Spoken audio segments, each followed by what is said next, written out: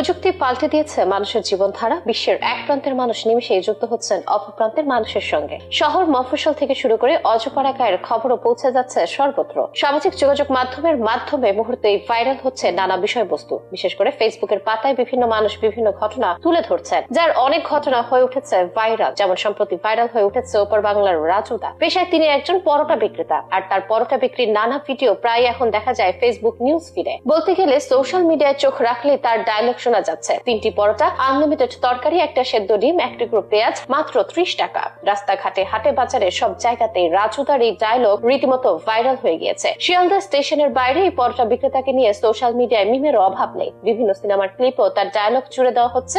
রাজুদা যেন কলকাতার স্ট্রিট ফুডের কিংবদন্তি। দাম ও মানের অসাধারণ কম্বিনেশনে ছুটছেন সবাই। ভরপেট খেয়ে তার দোকানের সামনে গেলেও ক্ষুধা পেয়ে যাচ্ছে, আবার নিচ্ছেন পরোটার স্বাদ। আর সে ভিডিও সোশ্যাল মিডিয়াতে দিতেই অনেক ভিউ। শুধু ওপার বাংলার লোকই নয়, এপার বাংলার অনেকেও সুযোগ পেলে স্বাদ নিতে যাচ্ছেন তার পরোটার। অনেকে সে সময় ভিডিও করে তা পোস্ট করছে নিজের সোশ্যাল মিডিয়ায়। তেমনই এক ভিডিও সম্প্রতি বাংলাদেশকে নিয়ে নানা কথা শোনা গেছে রাজুদার কণ্ঠে। কথায় কথায় রাজুদা জানান বাংলাদেশের ঝিনাইদহ, মাগুরা, যশোর অঞ্চল তার চেনা। এসব জায়গায় তিনি এসেছেন, ঘুরেছেন, এমনকি ভবিষ্যতে আবারও বাংলাদেশে আসার ইচ্ছা আছে তার। ভাইরাল রাজুদা জানান আবারও বাংলাদেশে এলে 64 জেলা ঘুরে যাবেন তিনি। একই সাথে বাংলাদেশের মানুষের প্রতি ভালোবাসার কথাও জানান তিনি। গত কয়েক মায়া ধরেই অনলাইনে ভাইরাল রাজুদা। কম দামে ভালো মানের খাবার দেন তিনি, সাথে তার সহজ সরল কথা বলার ধরন ও পরোটা বিক্রির উদ্দেশ্য অভিনব সব সংলাপ, এসবই তাকে করে তুলেছে ভাইরাল, চিনিয়েছে দুই বাংলার কোটি কোটি মানুষের কাছে। জানা যায় রাজুদা সবচেয়ে ভালো মানের আটা, ঘি এবং অন্যান্য উপকরণ ব্যবহার করেন। এই উপকরণগুলির নিখুঁত অনুপাতেই পরোটাকে দেয় সেই অসাধারণ